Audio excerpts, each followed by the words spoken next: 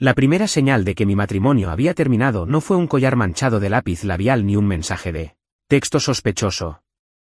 Fue la mirada de un farmacéutico. ¡Qué lástima! Una lástima profunda, conmovedora, de pobrecito despistado. Era la típica mirada que le lanzas a un cachorrito de 3 patas justo antes de que lo atropelle un autobús. Yo era el cachorrito. El autobús ya estaba en camino. Estaba de pie bajo las luces fluorescentes vibrantes y alegres de un CVS, oliendo esa combinación única y estéril de caramelos rancios y desinfectante de suelos. Me habían enviado a hacer un recado. Un recado que me salvó la vida, para ser precisos. 1 hora antes, mi esposa, Elara, había irrumpido en nuestra casa como un huracán de categoría 4 de su propia magnitud. Iba con el pelo al viento, el repiqueteo de sus tacones y la energía frenética de alguien que siempre llega 10 minutos tarde a una cita. Con Dios. Leo, mi amor, dijo, sin llegar a establecer contacto visual mientras rebuscaba las llaves en su bolso. Eres un salvavidas. Julian está fatal, fatal. ¿Podrías, por favor, traerle esto? Ya lo he reclamado. Me puso un papel doblado en la mano, sus dedos fríos y breves contra los míos. Mi nombre es Julian Croft. Te debo una, y una grande. Un beso en la mejilla, el aroma de su perfume caro, y se fue, cerrando la puerta principal con un clic tras ella. Julian Croft, su jefe. Me imaginé a un cincuentón con el pelo recogido y una expresión de constante estrés, de esos que viven de café malo y antiácidos. Alara ya había mencionado que se sentía mal. Yo, como el marido siempre complaciente y reacio a los conflictos, simplemente asentí y dije, claro, cariño. Así que ahí estaba yo, en la fila detrás de una mujer comprando suficiente crema para hemorroides como para abastecer a un pequeño ejército, sintiéndome como el marido más obediente del mundo. Cuando llegó mi turno, me acerqué al mostrador y le sonreí a la farmacéutica, una mujer de aspecto amable, con el pelo canoso y una etiqueta con el nombre de la señora Gabel. Hola, voy a recoger una receta para Julian Croft, dije. La sonrisa profesional de la señora Gabel se desvaneció. Fue solo un instante, pero ahí estuvo. Me recorrió el rostro con la mirada, y fue entonces cuando lo vi. La mirada de cachorro y autobús. Ah, dijo, su voz se suavizó con algo que aún no entendía. ¿Para Julián? Entonces debe ser Leo. La primera grieta apareció en los cimientos de mi vida. ¿Cómo supo mi nombre este desconocido? Ah, sí, soy yo. ¿Cómo lo supiste tú? Me ofreció una sonrisa débil y tranquilizadora que no llegó a sus ojos. Alara te mencionó cuando llamó. Un momento. Desapareció tras la pared de cajones de plástico beige que tenía detrás y regresó con una pequeña bolsa de papel blanca. Mientras escaneaba el código de barras, estiré el cuello para ver la etiqueta. Es una costumbre, un remanente de los años que mi padre estuvo enfermo. Siempre reviso la medicación. El nombre en la etiqueta era Tacrolimus. Un frío y metálico terror me inundó las venas, con sabor a monedas viejas. Se me cortó la respiración. No era un antibiótico. No era un inhalador. Ni siquiera era un analgésico potente. Sabía exactamente qué era el Tacrolimus. Mi padre lo había tomado a diario durante los 5 años posteriores a su trasplante de riñón. Era un potente inmunosupresor, un medicamento serio, de por vida, que te decía, no lo arruines o tu nuevo órgano se expulsará del cuerpo. Parecía que el suelo se me venía abajo. Julian Croft no se sentía mal. Julian Croft tenía el órgano de otra persona dentro. Como para confirmar la destrucción total de mi mundo, la señora Gabel metió la receta en una bolsa y me la acercó. Se inclinó con aire de conspiración, con una voz suave y amable. Es maravilloso lo que tú y Ayara están haciendo, apoyándolo en esto, dijo, con una lástima terrible y desgarradora en sus ojos. Los puso a ambos como sus contactos de emergencia principales. Tiene suerte de tener un equipo tan dedicado. ¿Equipo? ¿Contactos de emergencia? Las palabras no cuadraban. Eran piezas de un rompecabezas de otra caja, metidas a la fuerza en el rompecabezas de mi vida. Creo que pagué, mi memoria muscular debió de haber gestionado la transacción, y tomé la bolsa. La sentía increíblemente pesada en mi mano, como si no contuviera un frasco de pastillas, sino un agujero negro que absorbía rápidamente los últimos 10 años de mi vida. Salí del CVS, las puertas automáticas se abrieron con un alegre silbido. El brillante sol de la tarde me pareció un insulto. Mi vida, tal como la conocía, acababa de terminar entre el pasillo de incontinencia y el kiosco de fotos, y el mundo tenía la audacia de seguir girando. Me habían enviado a recoger una receta para el jefe enfermo de mi esposa, pero lo que tenía en la mano era la prueba. La prueba de una mentira tan profunda, tan devastadoramente íntima, que aún no podía ver sus límites. No volví a casa. No pude. La casa ya no era un santuario.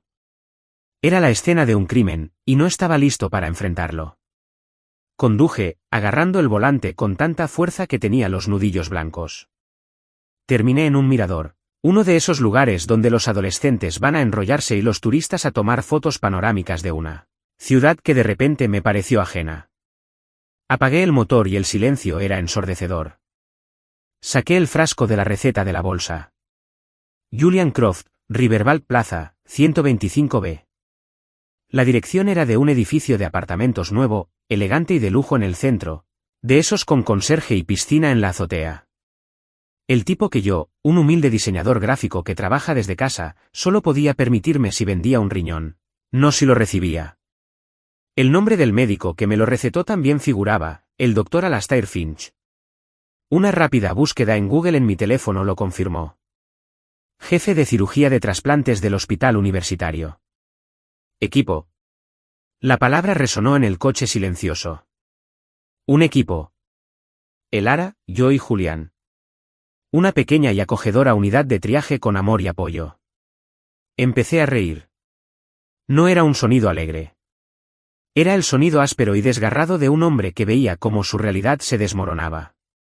Todas las señales de alerta ignoradas de los últimos 2 años me golpeaban con fuerza en la cara.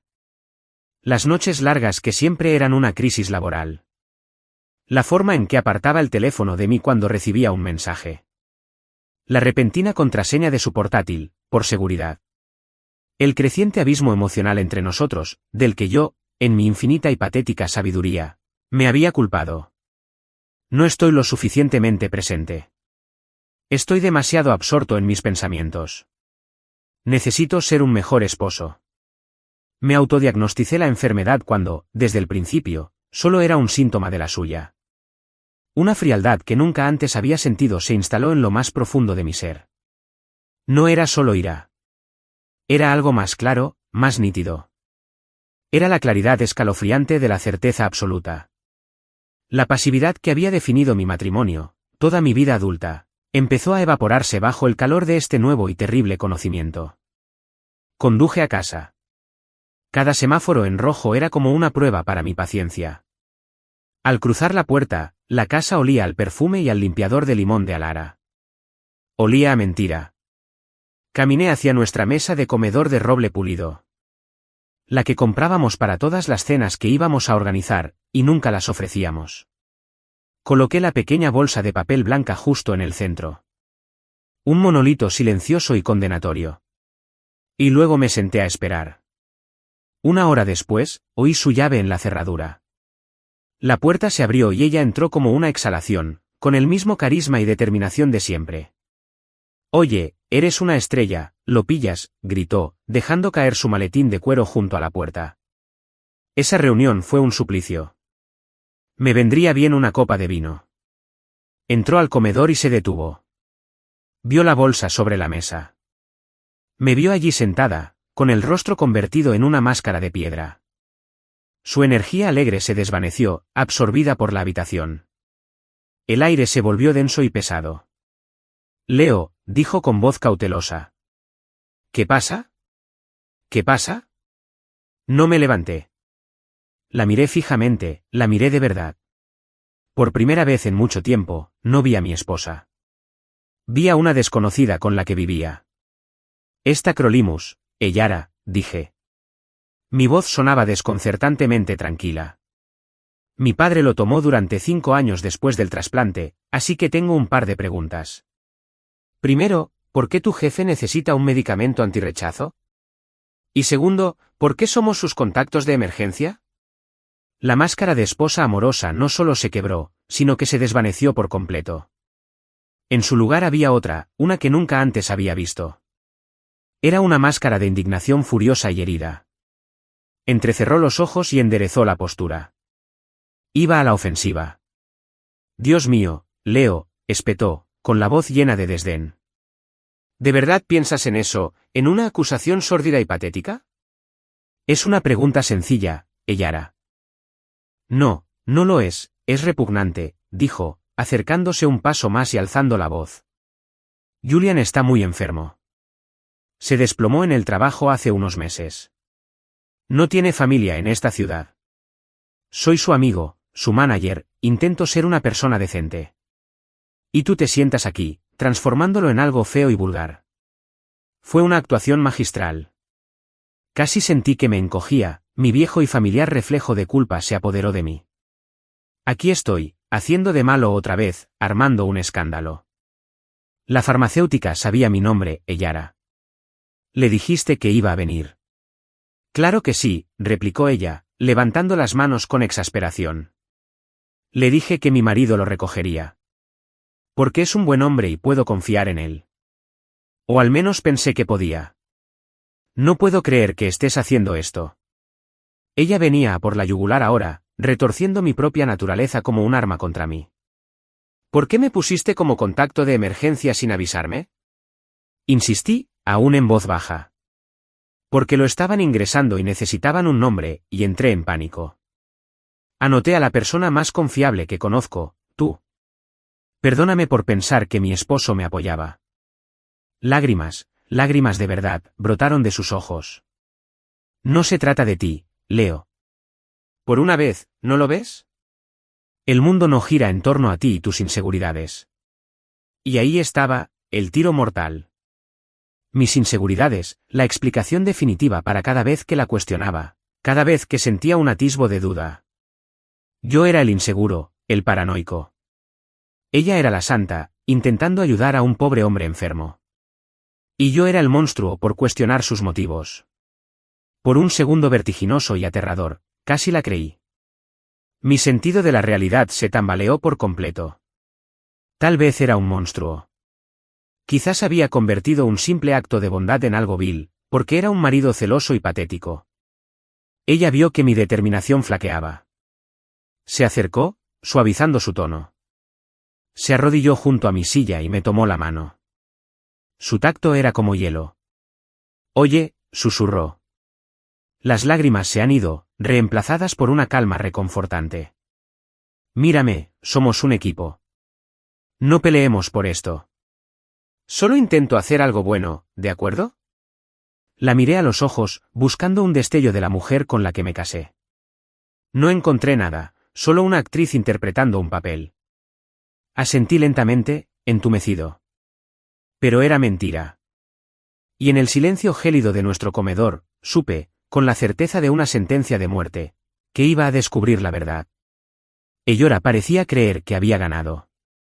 Me consoló y luego sugirió que pidiéramos comida para llevar y viéramos una película, un intento de disimular la profunda herida que acababa de abrir. Le seguí la corriente, como un fantasma en mi propia casa. La vi reírse frente al televisor, con la cabeza apoyada en mi hombro, y no sentí nada más que un frío profundo y alienante. La discusión había terminado, pero la guerra apenas comenzaba. Esa noche dormí en un país extranjero que no pude visitar. Permanecí completamente inmóvil, escuchando el ritmo de la respiración de Eyora a mi lado. Era la respiración de alguien con la conciencia tranquila, la respiración de una mentirosa excelente. La compasión en el rostro de la señora Gabel se me quedó grabada en la mente. Era real. La lástima fue mi estrella del norte. Al día siguiente, en cuanto Eyora se fue a trabajar, tuve que contenerme físicamente para no usar comillas en el aire. Fui a mi oficina. Mi trabajo de diseño podía esperar. Tenía un nuevo proyecto. Proyecto, de construir mi vida. No sabía por dónde empezar. No era investigador privado. Era alguien que pasaba 8 horas al día debatiendo el kerning de las fuentes. Pero mi duda se había enconado de la noche a la mañana, convirtiéndose en una necesidad furiosa y metódica de pruebas. Ya no buscaba consuelo. Buscaba argumentos. Empecé con lo más fácil, nuestra cuenta de tarjeta de crédito conjunta. Me conecté en línea, con el corazón latiéndome nerviosamente. Siempre había dejado que Yora se encargara de las finanzas. Tú eres la creativa, cariño, decía con una sonrisita condescendiente. Déjame encargarme de los números aburridos. Ahora me daba cuenta de que, números aburridos, era un eufemismo para, evidencia. Configuré el filtro de búsqueda para los últimos 12 meses y ahí estaba. Una hoja de ruta digital de su traición. Decenas de cargos en restaurantes de los que nunca había oído hablar. Coca-Cola Aubin, Le Cercle, The Gilded Sparrow. Siempre entre semana, siempre hay mesa para dos. Comparé las fechas con mi calendario.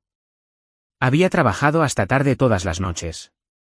Había cargos de una floristería de lujo a una cuadra de Riverwalk Plaza. ¿Para quién compraba flores? Luego encontré el estacionamiento, un cargo mensual recurrente. Una búsqueda rápida reveló que era el estacionamiento exclusivo de, como ya habrás adivinado, Riverwalk Plaza. No solo lo visitaba. Tenía su propio lugar. Me temblaban las manos, pero seguí buscando, revisando meses de declaraciones, como un sombrío arqueólogo de mi propio matrimonio fallido. Y entonces lo vi. Lo que hacía que las cenas elegantes y los lugares de estacionamiento parecieran pan comido. Cambié la tarjeta de crédito por nuestra cuenta de ahorros conjunta. Esta era nuestra reserva, la casa de nuestros sueños en las afueras con un fondo para un Golden Retriever. Era la culminación de 10 años de esperanzas compartidas, o eso creía. Hace 2 semanas, una transferencia bancaria de $75,000. Se me cortó la respiración, 75.000, perdidos. Transferidos a una empresa de la que nunca había oído hablar, Apex Title and Holding. Me quedé mirando la pantalla, sin poder procesar la cifra. Era más de la mitad de todo lo que habíamos ahorrado. Y entonces vi la nota, las 2 palabras que pusieron fin oficialmente a mi matrimonio.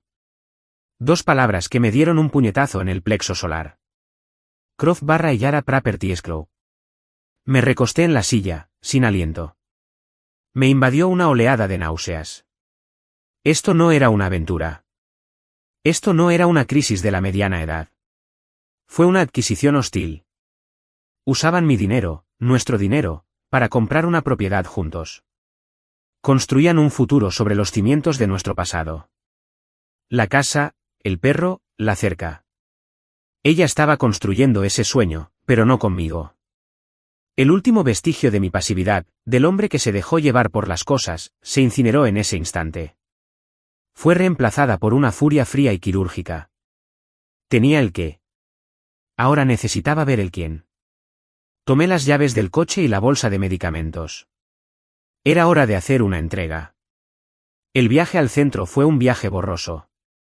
Estaba en piloto automático, impulsado por una furia justificada que jamás supe que poseía. Entré en el estacionamiento de visitantes de Riverwalk Plaza. No iba a pagar el estacionamiento y entré al vestíbulo. Olía a dinero y a ambientador sutil y caro. Nada que ver con mi mundo de café derramado y el ligero aroma a trementina de mis viejos lienzos. Subí en ascensor al piso 12. El pasillo estaba silencioso, alfombrado y anónimo. Encontré el apartamento 12B y me quedé un buen rato frente a la puerta, con la bolsa de medicamentos crujiendo en mi puño cerrado. ¿Qué hacía allí? ¿Qué esperaba conseguir? Pulsé el timbre.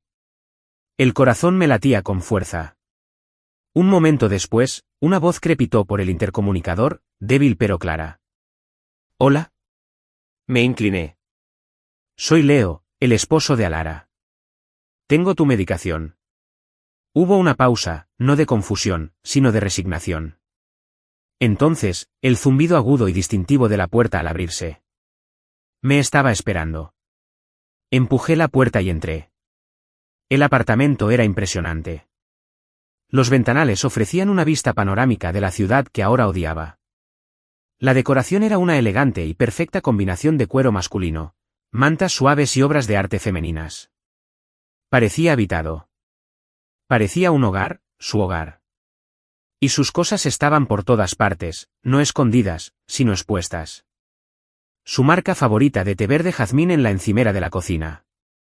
Sus zapatillas de deporte de colores brillantes, cuidadosamente guardadas junto a la puerta. Y en la elegante y moderna repisa de la chimenea, la confirmación final y brutal. Una fotografía con marco plateado de Alara y un hombre guapo y sonriente en una playa tropical. Alara lo miraba con una especie de adoración desmedida que no me había visto en años. El hombre de la foto apareció desde un pasillo. Estaba pálido y se movía lentamente, apoyado en el marco de la puerta. Vestía una bata de seda, Julian Croft. Parecía estar realmente enfermo, pero su mirada era aguda e inteligente. No había sorpresa en ellos. Supongo que esto era inevitable, dijo con voz ronca. Pase. La falta de dramatismo me desconcertó aún más que una discusión a gritos. Me adentré más en la habitación, sintiéndome como un intruso en mi propia vida.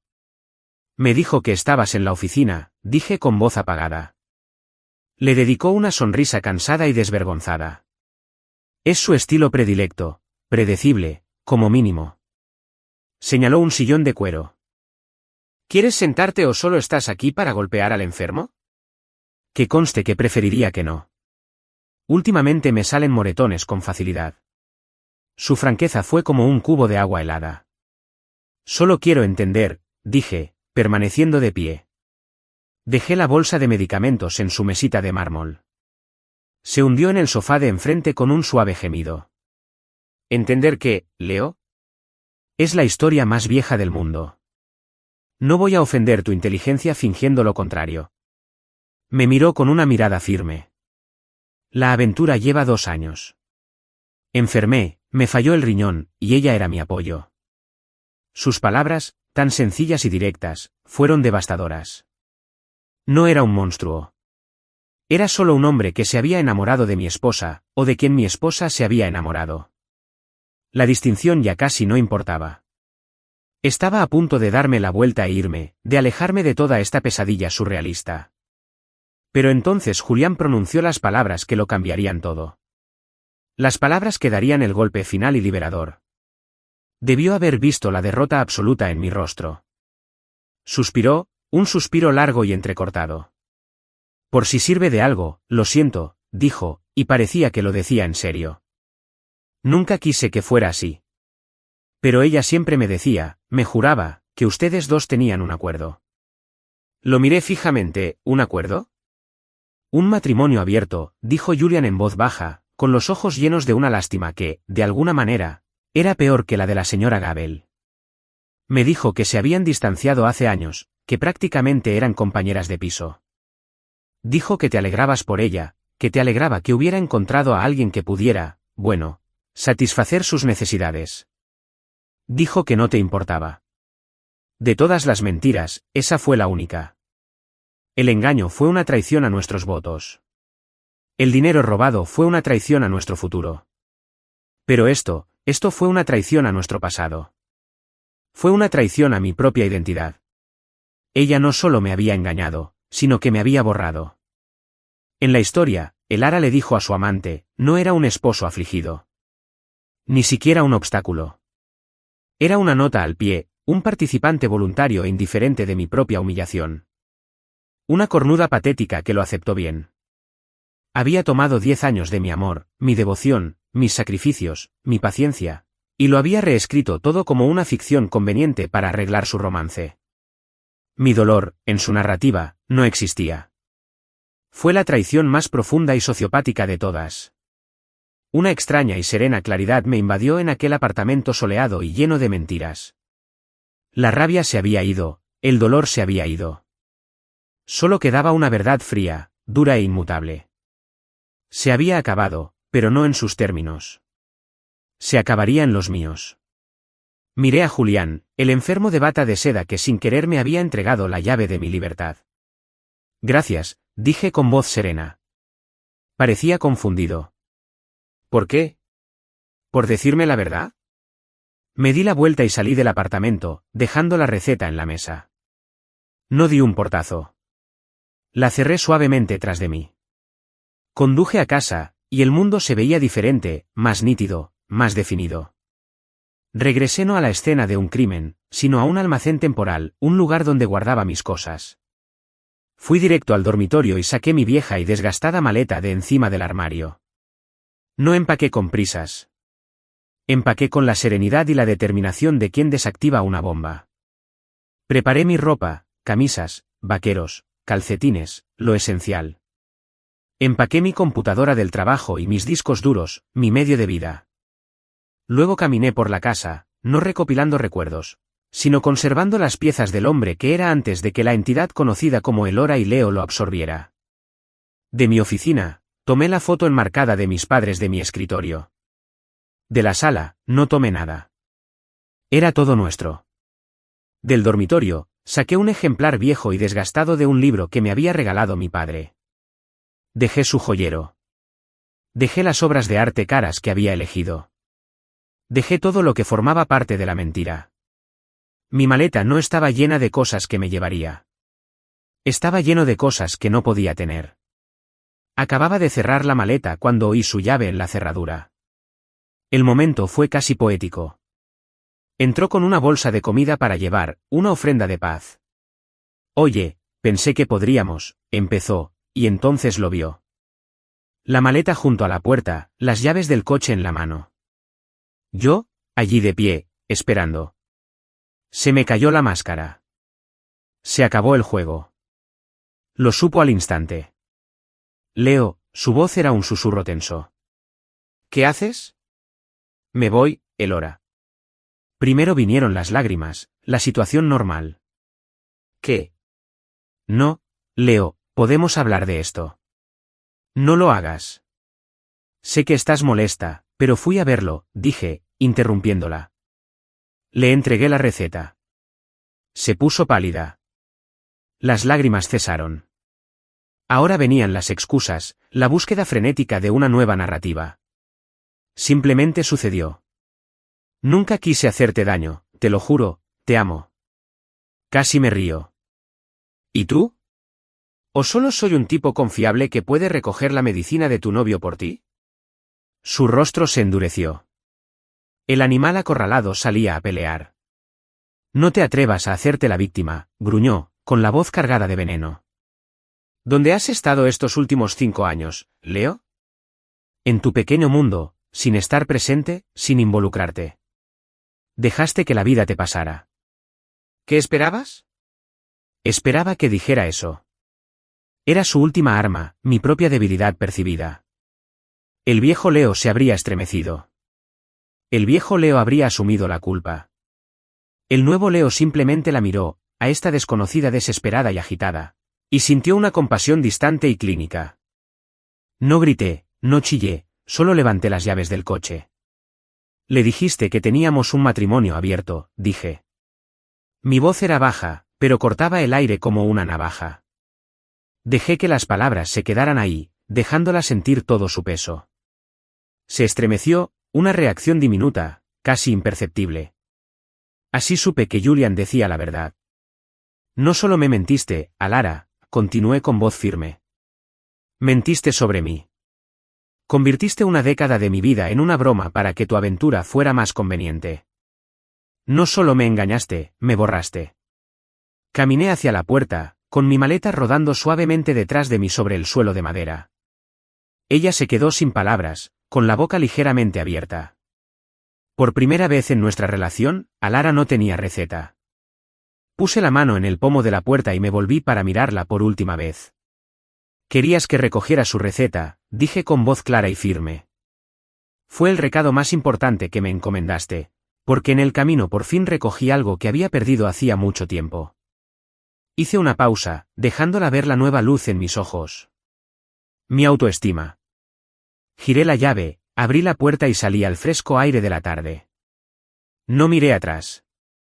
El clic de la cerradura a mis espaldas fue el sonido más dulce que jamás había oído.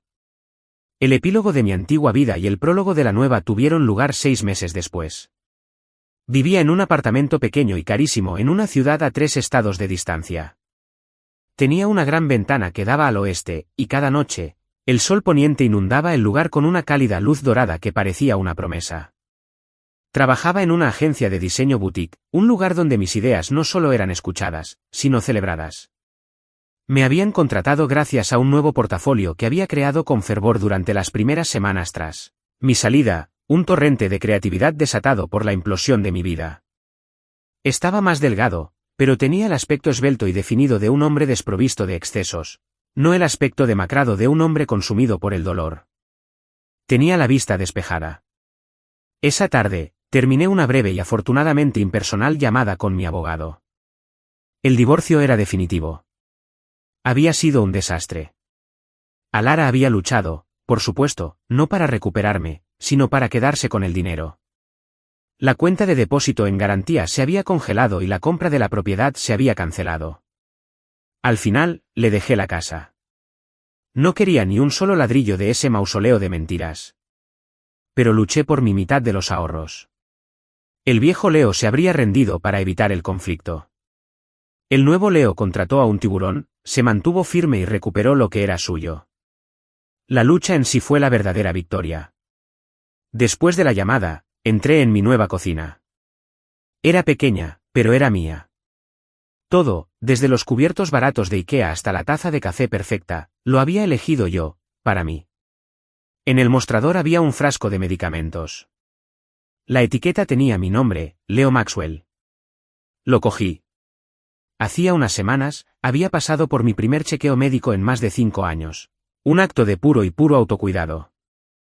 La doctora, una mujer sensata que me recordaba a un sargento de instrucción, me había dicho que estaba sana, pero que estaba agotada. Me había recetado un multivitamínico sencillo, una vez al día. Giré la tapa, me di unos golpecitos en la palma de la mano con una de las pastillas grandes y blanquecinas y me la tragué con un vaso de agua del grifo. No era nada, una simple vitamina, una receta para el mantenimiento básico. Pero allí, mirando por la ventana el horizonte infinito y anónimo de mi nuevo hogar, lo sentí como si lo fuera todo. Era una receta que yo mismo había preparado. Por primera vez en una década, sonreí, con una sonrisa genuina, sencilla y apacible. Mi esposa me había enviado a buscar una receta que puso fin a nuestro matrimonio. Al hacerlo, sin querer me obligó a escribirme una nueva. La dosis era un día nuevo, cada mañana, con reposiciones ilimitadas.